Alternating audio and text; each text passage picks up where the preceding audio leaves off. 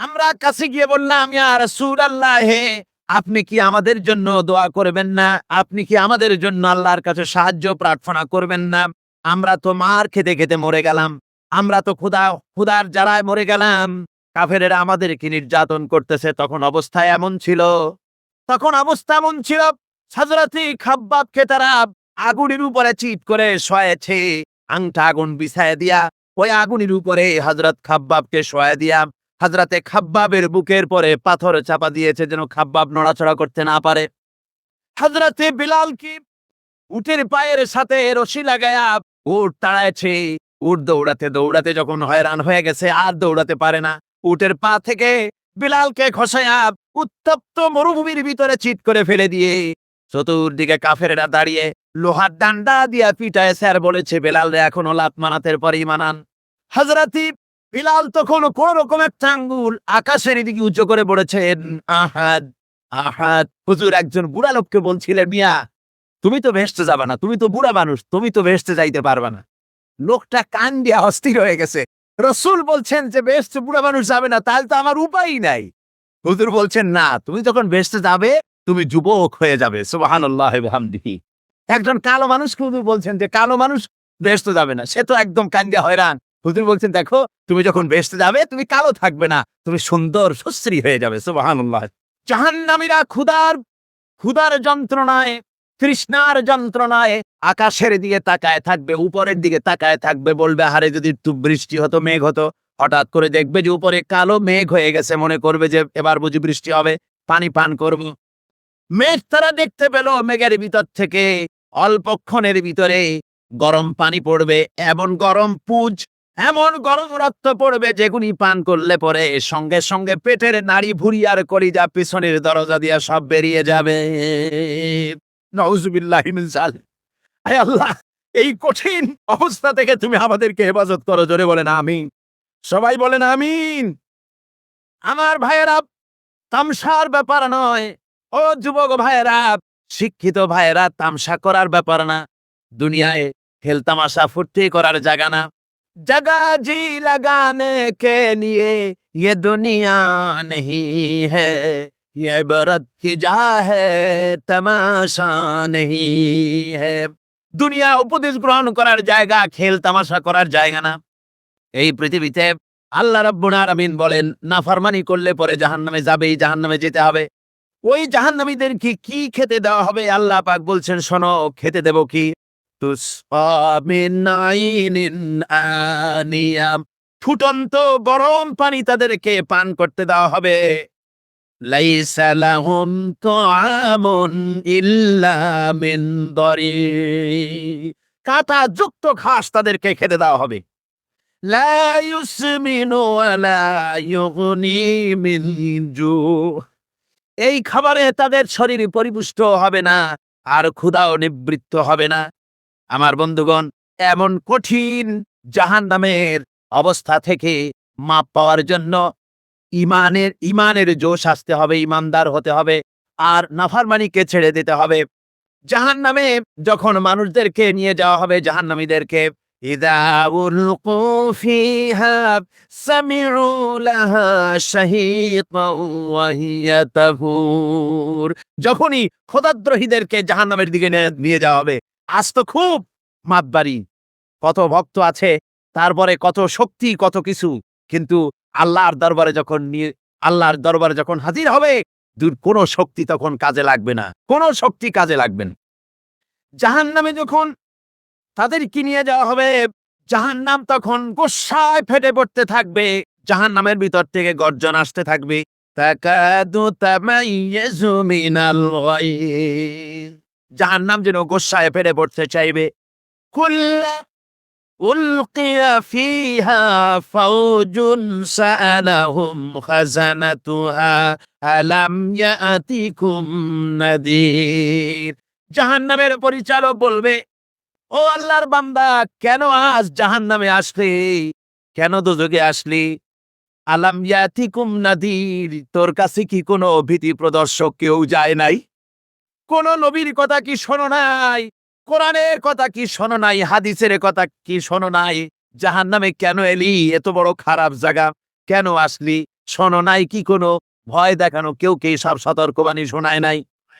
বেঈমানেরা বললে ফালু বানা ফাদ জানা নাদির, হাম আমাদের কাছে এসেছিল, আমাদের কাছে ভীতি প্রদর্শনকারী এসেছিল। ফাকাযযাবনা ওয়া কুলনা মা নাযালাল্লাহু মিন শাই, এসেছিল কিন্তু আমরা বলেছি বেটা মিথ্যে কথা বলে। জোরে কর নাউযুবিল্লাহ। বেটা মিথ্যে কথা বলে।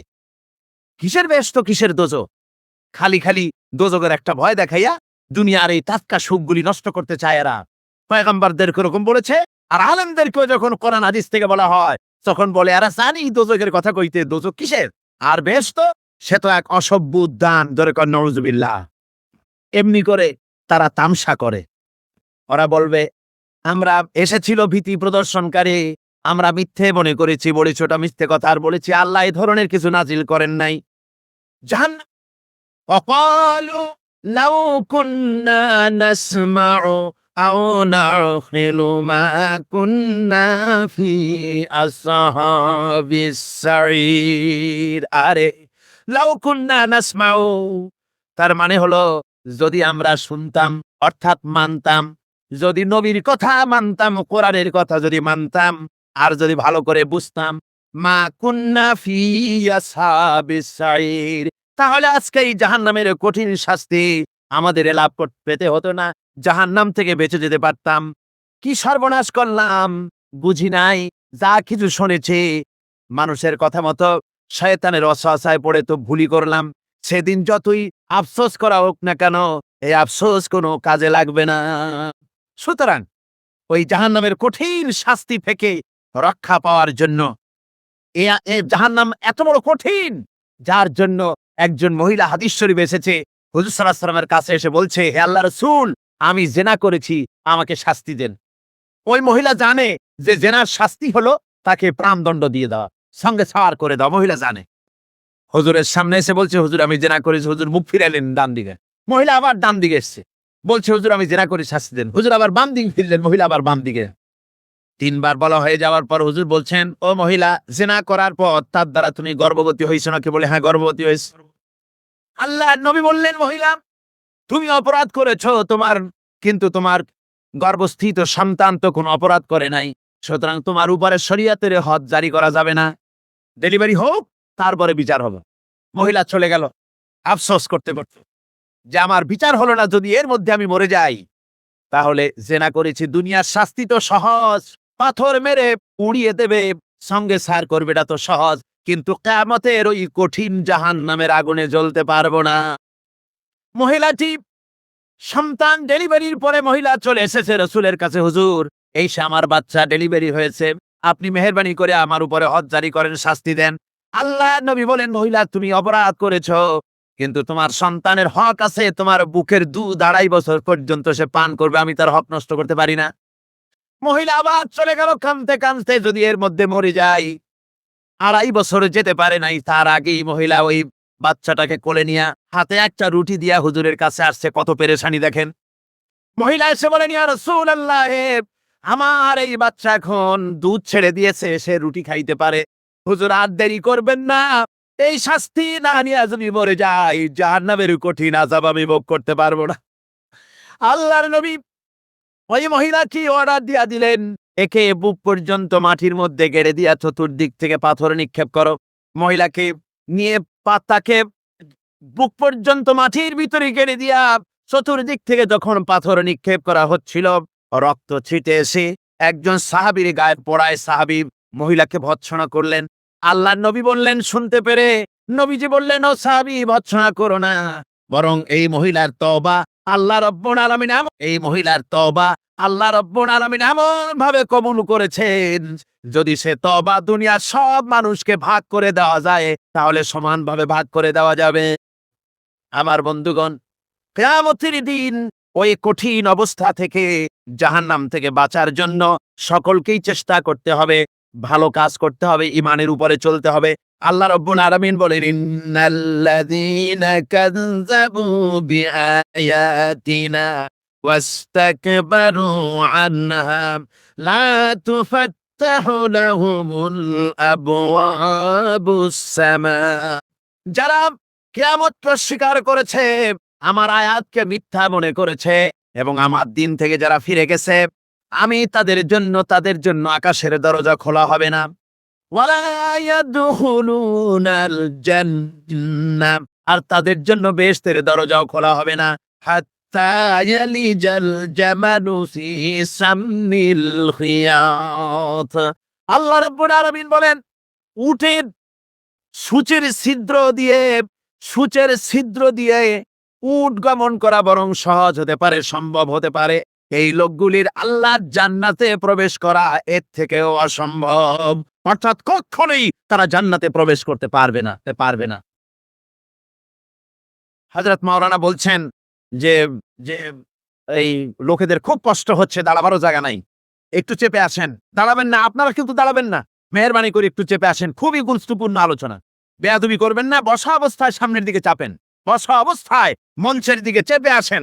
আর একটু জোরে সরে জিকির করেন, লা ইলাহা ইল্লাল্লাহ, লা ইলাহা ইল্লাল্লাহ, লা ইলাহা ইল্লাল্লাহ,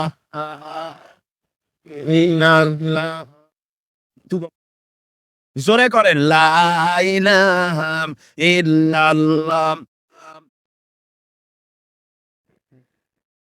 লা ইলাহা ইল্লাল্লাহ, লা ইলাহা ইল্লাল্লাহ, লা ইলাহা ইল্লাল্লাহ মুহাম্মাদুর রাসূলুল্লাহ। বসেন, একটু দাঁড়াবেন না, বেয়াদবি হয়ে যাবে। কোরআনে কারীমের আলোচনার মাহফিল, খবরদার দাঁড়িয়ে থাকবেন না, বসেন, তাড়াতাড়ি করে বসেন। আল্লাহ রাব্বুল আলামিন বলছেন, লাহুম ফিহা কুল আযালিকা খায়রুন জান্নাতুল খুলদিল্লাতী উইদাল মুত্তাকুন কানাত লাহুম জাযাআন ওয়া মাসীরা। আল্লাহ বলছেন, এই সব কথা বলার পরে, জাহান্নামের সব শাস্তির কথা শুনায়া আল্লাহ বলছেন, বলেন, কুল আযালিকা খায়রুন, এই পরিণতি কি ভালো? যে জাহান্নামের পরিণতির কথা বলা হলো, তোমরা যে সমস্ত অবাধ্যতা করতেছো, ঈমান আনতেছো না, নবীকে গালাগালি করছো, ইসলাম মানতেছো না, নাফরমানি করছো, এর পরিণতি যা হবে, আযালিকা খায়রুন, এই পরিণতি কি ভালো? আম জান্নাতুল খুলদিল্লাতী উইদাল মুত্তাকুন, অথবা সেই চিরন্তন জান্নাত যার ওয়াদা করেছেন আল্লাহ পাক মুত্তাকিনদের জন্য, কানাত লাহুম জাযাআন ওয়া মাসীরা, যে জান্নাত হবে তাদের কর্মের প্রতিফল, আর এটাই হবে তাদের মহাযাত্রার শেষ মঞ্জিল। সেই জান্নাত, যে জান্নাত আল্লাহ রেখেছেন মুমিনদের জন্য। কাদের জন্য জান্নাত? মুমিনদের জন্য। সেটা এমন জান্নাত হবে, লাহুম ফিহা মা ইয়াশাউনা খালিদিন, যা চাইবে মনের আশা আকাঙ্ক্ষা অনুযায়ী সব পাবে বেহেশতের মধ্যে। খালিদিন, চিরকাল সেখানে থাকবে। কানা আলা রব্বিকা ওয়াদাম মাসউলা, এটা হচ্ছে তোমার রবের অবশ্য পূরণীয় ওয়াদা। জোরে বলেন সুবহানাল্লাহ। এটা তোমার আল্লাহর ওয়াদা এবং অবশ্যই তিনি তা পূরণ করবেন। তোমরা জান্নাতে থাকবে, সেখানে যা চাইবে তাই পাবে। একজন বলছিল, জান্নাতে যাইয়া যা চাইবো তাই যদি পাই তাহলে তো খুব ভালো কথা। কয় যে, হুজুর আমার তো হোক্কা খাওয়ার দারুণ অভ্যাস, তা বেহেশতের মধ্যে হোক্কা পাবো? বুজুর্গ ব্যক্তি বলছেন, আল্লাহর বান্দা, বেহেশতে যাইয়া যদি তুমি হোক্কা খাইতে চাও তা আল্লাহ তোমার হোক্কা দিবেন, কিন্তু আল্লাহর কসম করে বলতে পারি, বেহেশতে যাইয়া এমন পচা জিনিস খাওয়ার তোমার ইচ্ছে জাগবে না।